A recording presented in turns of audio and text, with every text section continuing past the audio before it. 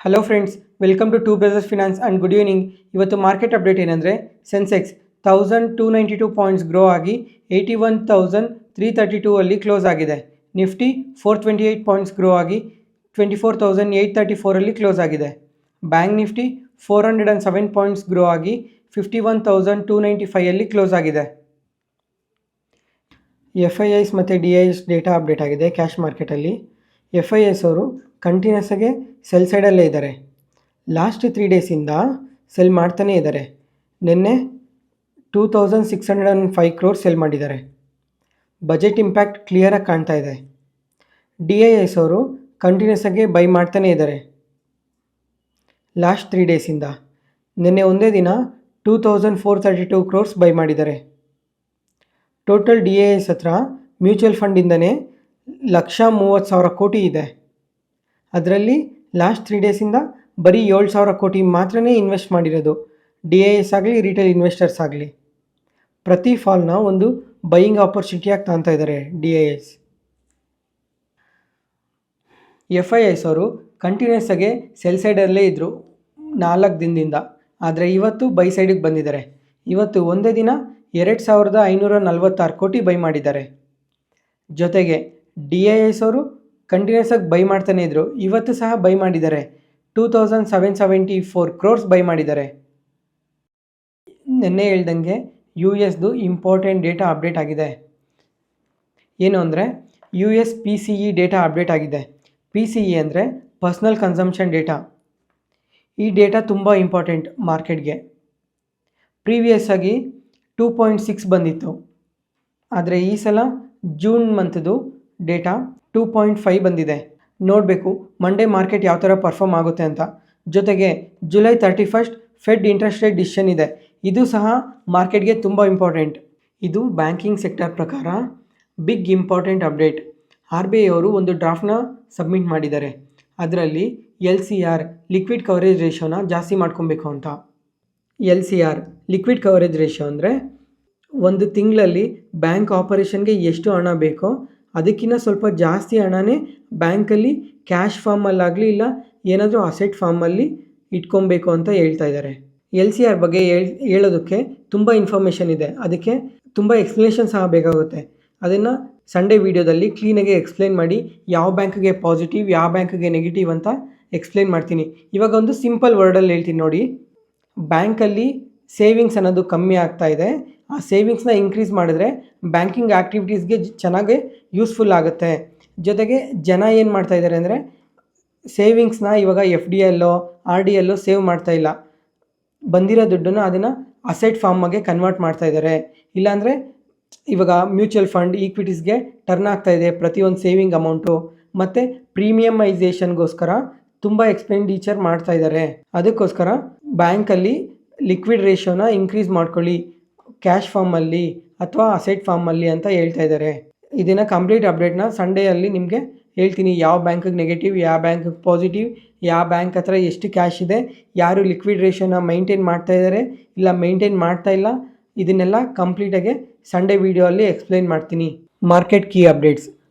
Paytm ಇವತ್ತು ಒಂದೇ ದಿನ ಶೇರ್ ಪ್ರೈಸ್ 10% ಗ್ರೋ ಆಗಿದೆ. ಕಂಟಿನ್ಯೂಸ್ ಆಗಿ ಲಾಸ್ಟ್ 5-6 ಮಂತ್ಸಿಂದ Paytm ಬಗ್ಗೆ ನೆಗೆಟಿವ್ ನ್ಯೂಸೇ ಕೇಳ್ತಾ ಇದ್ವಿ. Paytmಲ್ಲಿ ED ರೈಡ್ ಮತ್ತು ಮನಿ ಲಾಂಡ್ರಿಂಗ್ ಈ ಥರ ಎಲ್ಲ ನೆಗೆಟಿವ್ ನ್ಯೂಸ್ನ ಕೇಳಿ ಅದು ಮಾರ್ಕೆಟ್ ಶೇರ್ 1 lakh crore 28,000ಗೆ ಬಂದುಬಿಟ್ಟಿದೆ. ಜೊತೆಗೆ 800-900 ಟ್ರೇಡ್ ಆಗ್ತಾ ಇದ್ದಿದ್ದು ಶೇರ್ ಪ್ರೈಸ್ 300ಗೆ ಬಂದಿದೆ. ಇವಾಗ 300ಇಂದ ಸ್ವಲ್ಪ ಗ್ರೋ ಆಗಿ 400-500ವರೆಗೂ ರೀಚ್ ಆಗಿದೆ. Paytm ಪೇಮೆಂಟ್ ಅಗ್ರಿಗೇಟರ್ ಬಿಸ್ನೆಸ್ಗೆ FDI ಅಂದರೆ ಫಾರಿನ್ ಡೈರೆಕ್ಟ್ ಇನ್ವೆಸ್ಟ್ಮೆಂಟ್ ರಿಲೇಟೆಡ್ ಗೌರ್ಮೆಂಟ್ಗೆ ಒಂದು ಪ್ರಪೋಸಲ್ ಸಬ್ಮಿಟ್ ಮಾಡಿದರು. ಇವಾಗ ಅದಕ್ಕೆ ಅಪ್ರೂವಲ್ ಸಿಕ್ಕಿದೆ ಅಂತ ಕೆಲವೊಂದು ಫಿನಾನ್ಷಿಯಲ್ ಪ್ಲ್ಯಾಟ್ಫಾರ್ಮ್ಸಲ್ಲಿ ಅಪ್ಡೇಟ್ ಆಗಿತ್ತು. ಅದಕ್ಕೆ Paytm ಶೇರ್ ಪ್ರೈಸ್ ಇವತ್ತು 10% ಮೂವ್ ಆಗಿದೆ. ಫಿನಾನ್ಷಿಯಲ್ ಪ್ಲ್ಯಾಟ್ಫಾರ್ಮ್ಸಲ್ಲಿ ಬಂದಿದ್ದ ನ್ಯೂಸು ಇನ್ನೂ ಕನ್ಫರ್ಮ್ ಅಲ್ಲ. Paytm ಕಡೆಯಿಂದ ಯಾವುದೇ ಥರದ ಕನ್ಫರ್ಮೇಷನ್ ಬಂದಿಲ್ಲ. ಇವತ್ತು ನಾಳೆ ಒಳಗಡೆ Paytm ಕಡೆಯಿಂದ ಕನ್ಫರ್ಮೇಷನ್ ಬಂದರೆ ಪಾಸಿಟಿವ್ ಆಗಿ ಮೂವ್ ಆಗೋ ಚಾನ್ಸಸ್ ಇರುತ್ತೆ.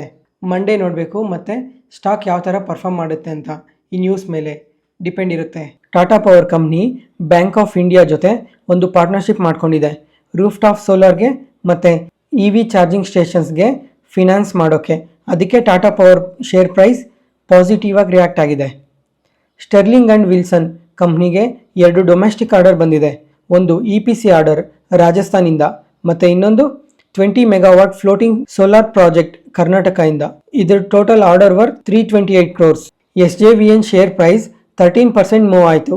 ಯಾಕಂದರೆ 14,000 crore ಆರ್ಡರ್ ಬಂದಿದೆ ಮಿಜೋರಾಂ ಗೌರ್ಮೆಂಟಿಂದ.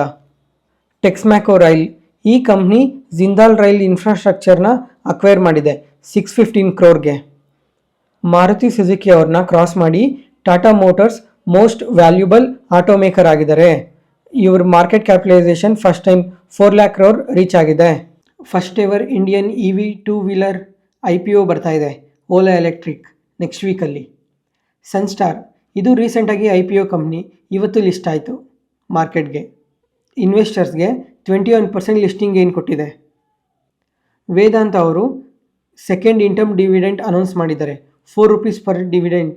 ರಿಸಲ್ಟ್ ನೋಡಿಕೊಂಡ್ರೆ ಎಂಫಸಿಸ್ ಈ ಕಂಪ್ನಿ IT ಸೊಲ್ಯೂಷನ್ಸ್ನ ಪ್ರೊವೈಡ್ ಮಾಡುತ್ತೆ. ಯಾವ ಡೊಮೈನಲ್ಲಿ ಅಂದರೆ ಬ್ಯಾಂಕಿಂಗ್, ಕ್ಯಾಪಿಟಲ್ ಮಾರ್ಕೆಟ್, ಕಮ್ಯುನಿಕೇಷನ್ ಮತ್ತು ಇನ್ಶೂರೆನ್ಸ್. ಇದು ಒಂದು ಗ್ಲೋಬಲ್ ಕಂಪನಿ. 82% ರೆವೆನ್ಯೂ ಅಮೇರಿಕಾಯಿಂದನೇ ಬರುತ್ತೆ. ಇದು ರಿಸಲ್ಟ್ ನೋಡಿಕೊಂಡ್ರೆ year on year sales 5% grow ಆಗಿದೆ, EBITDA 5%, net profit 2%, EPS 2% grow ಆಗಿದೆ.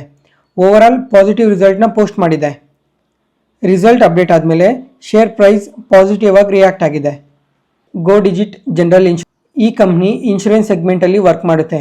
ಇದ್ರ ಪ್ರಾಡಕ್ಟ್ ನೋಡಿಕೊಂಡ್ರೆ motor, health, travel, property, marine ಇನ್ನೂ ಹಲವಾರು ಇನ್ಶೂರೆನ್ಸ್ ಪ್ರಾಡಕ್ಟ್ನ ಸೆಲ್ ಮಾಡುತ್ತೆ. ಟೋಟಲ್ 74 ಪ್ರಾಡಕ್ಟ್ಸ್ ಇದೆ. ಅದರಲ್ಲಿ ಮೋಟಾರ್ ಇನ್ಶೂರೆನ್ಸಿಂದನೇ ಹೈಯೆಸ್ಟ್ ರೆವೆನ್ಯೂ ಬರುತ್ತೆ. ಈ ಕಂಪ್ನಿ ರಿಸಲ್ಟ್ ನೋಡಿಕೊಂಡ್ರೆ year on year sales 24% grow ಆಗಿದೆ, EBITDA 73%, net profit 73%, EPS 64%. Overall positive ರಿಸಲ್ಟ್ಸ್ನ ಪೋಸ್ಟ್ ಮಾಡಿದೆ ಇಯರ್ ಆನ್ ಇಯರ್ ಮತ್ತು ಕ್ವಾರ್ಟರ್ ಆನ್ ಕ್ವಾರ್ಟರ್ ಎರಡು. ಕ್ವಾರ್ಟರ್ ಆನ್ ಕ್ವಾರ್ಟರಲ್ಲಿ ಸೇಲ್ಸ್ ಸ್ವಲ್ಪ ಡೌನ್ ಆಗಿದೆ. ರಿಸಲ್ಟ್ ಅಪ್ಡೇಟ್ ಆದಮೇಲೆ ಶೇರ್ ಪ್ರೈಸ್ ಪಾಸಿಟಿವ್ ಆಗಿ ಮೂವ್ ಆಗಿ ಮತ್ತೆ ಡಿಕ್ಲೈನ್ ಆಗಿದೆ. ಹೋಮ್ ಫಸ್ಟ್ ಫಿನಾನ್ಸ್ ಈ ಕಂಪನಿ 2021ನಲ್ಲಿ IPO ಆಗಿ ಬಂತು. ಅರೌಂಡ್ 500 rupeesಲ್ಲಿ ಲಿಸ್ಟ್ ಆಯಿತು. ಈ ಕಂಪ್ನಿ ಲೋನ್ಸ್ನ ಕೊಡ್ತಾರೆ. Home loan, construction loan, mortgage loan, shop loan ಮತ್ತು ಟಾಪಪ್ ಲೋನ್ ಇಷ್ಟು ಸೆಗ್ಮೆಂಟ್ಗೆ ಲೋನ್ ಕೊಡ್ತಾರೆ. ಈ ಕಂಪ್ನಿ 13 ಸ್ಟೇಟಲ್ಲಿ ಪ್ರೆಸೆಂಟ್ ಇದೆ. ಮೇನ್ಲಿ ಕರ್ನಾಟಕ, ತಮಿಳುನಾಡು, ಮಹಾರಾಷ್ಟ್ರ, ಗುಜರಾತ್ ಅಲ್ಲಿ ಬಿಸ್ನೆಸ್ ಮಾಡ್ತಾರೆ.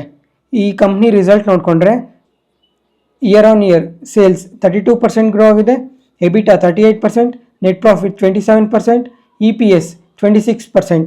ಓವರಾಲ್ ಪಾಸಿಟಿವ್ ರಿಸಲ್ಟ್ನ ಪೋಸ್ಟ್ ಮಾಡಿದೆ ಇಯರ್ ಆನ್ ಇಯರ್ ಮತ್ತು ಕ್ವಾರ್ಟರ್ ಆನ್ ಕ್ವಾರ್ಟರ್ ಎರಡು.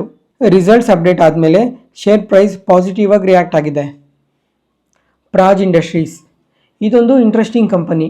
ಈ ಕಂಪನಿ ಬಿಸ್ನೆಸ್ ಏನಂದರೆ bio energy, water treatment, crucial process equipment, high purity system ಇಷ್ಟು ಸೆಗ್ಮೆಂಟಲ್ಲಿ ವರ್ಕ್ ಮಾಡ್ತಾರೆ. ಈ ಬಯೋ ಎನರ್ಜಿಯಲ್ಲಿ ಎಥನಾಲ್ ಪ್ರೊಡಕ್ಷನ್ ಮಾಡೋದು. ಇದರಿಂದನೇ 74% ರೆವೆನ್ಯೂ ಬರುತ್ತೆ.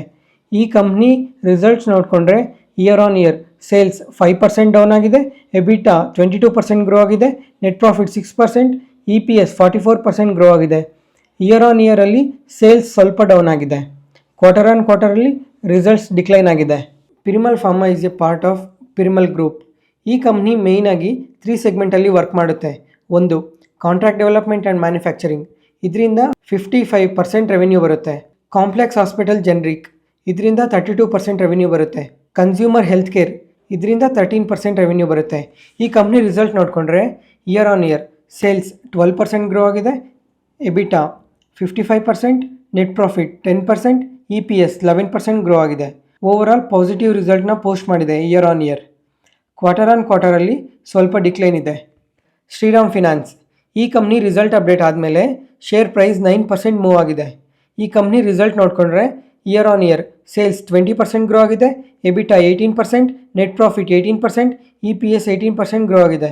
ಓವರಾಲ್ ಪಾಸಿಟಿವ್ ರಿಸಲ್ಟ್ನ ಪೋಸ್ಟ್ ಮಾಡಿದೆ ಇಯರ್ ಆನ್ ಇಯರ್ ಮತ್ತು ಕ್ವಾರ್ಟರ್ ಆನ್ ಕ್ವಾರ್ಟರ್ ಎರಡು. ಬ್ಲಾಕ್ ಡೀಲ್ಸ್ SJVN ಈ ಕಂಪ್ನಿಯಲ್ಲಿ ಒಂದು ಬ್ಲಾಕ್ ಡೀಲ್ ನಡೆದಿದೆ. 1.25 ಮಿಲಿಯನ್ ಶೇರ್ಸ್ ಎಕ್ಸ್ಚೇಂಜ್ ಆಗಿದೆ. ಶೋಭಾ ಈ ಕಂಪ್ನಿಯಲ್ಲಿ ಮಲ್ಟಿಪಲ್ ಬ್ಲಾಕ್ ಡೀಲ್ ನಡೆದಿದೆ. 4.74 ಮಿಲಿಯನ್ ಶೇರ್ಸ್ ಎಕ್ಸ್ಚೇಂಜ್ ಆಗಿದೆ.